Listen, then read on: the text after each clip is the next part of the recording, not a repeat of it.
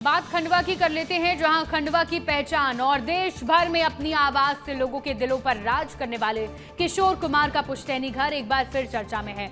सुरों के सम्राट और हिंदी सिनेमा के अमर गायक अभिनेता किशोर दा के पुश्तैनी घर पर अतिक्रमण की कोशिश की खबर सामने आई। अतिक्रमण की कोशिश की खबर सामने आने के बाद किशोर प्रेमियों में नाराजगी फैल गई।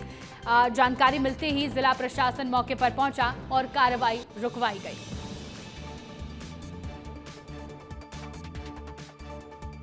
ये मकान है हरपन मुला कलाकार किशोर कुमार का, और किशोर कुमार के घर की दीवार तोड़ी है अतिक्रमणकारियों ने। दरअसल आसपास में जो दुकानदार हैं वे लगातार इस मकान पे अतिक्रमण करने की कोशिश कर रहे हैं, और जैसे ही ये खबर किशोर प्रेमियों को पहुंचती है तो कहीं ना कहीं उनके दिल को ठेस लगती है।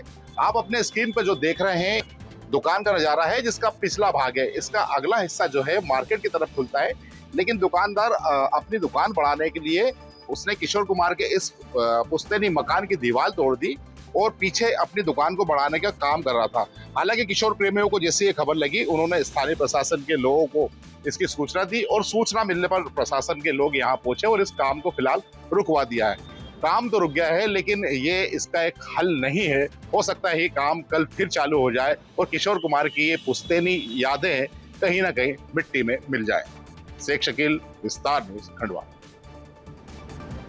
किशोर कुमार का ये घर उनके चाहने वालों के लिए किसी मंदिर से कम नहीं है। हर साल 4 अगस्त को जन्मदिन और 13 अक्टूबर को पुण्यतिथि पर देश भर से प्रशंसक यहाँ पहुँचते हैं।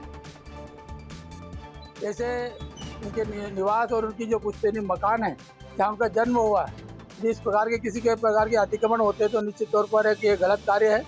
और चूँकि वो परिजनों को तो चिंता नहीं है, लेकिन हम सब किशोर प्रेमी जो है वो लगातार कहीं ना कहीं किशोर के कार्यक्रम करते रहते हैं। किशोर की यादों को हमने जिंदा रख रखा है। ये जो मकान है इसके लिए भी लगातार हम सारे प्रयास केंद्र सरकार से, प्रदेश सरकार से कर रहे हैं कि चूंकि यदि मान लो उनकी संपत्ति प्राइवेट संपत्ति अपन छीन नहीं सकते। मामले की जानकारी मिलते ही विधायक प्रतिनिधि मुकेश तन्वे भी मौके पर पहुंचे और अतिक्रमण रुक पाया। उन्होंने सीएम डॉक्टर मोहन यादव से इस पुश्तैनी घर को संग्रहालय घोषित करने की मांग की। खंडवा की महापौर ने भी सवाल उठाया कि निजी चौकीदार होने के बावजूद आखिर अतिक्रमण की नौबत कैसे आई। यहाँ पर मजदूर कुछ काम कर रहे थे, अंदर काम चल रहा था। मैं अंदर आके देखा तो यहाँ पे दीवार आप देख सकते हैं, दीवार अंदर तोड़ के कहीं ना कहीं वो कब्जा करने की कोशिश कर रहे थे। तो मैंने विधायक जी से बात करी, एसडीएम साहब को लगाया फ़ोन। एसडीएम साहब आए, यहाँ पर वो काम रुकवाया, और जब हम वीडियो बनाने लगे तो दुकानदार शटर खोल के बंद करके भागने लगा।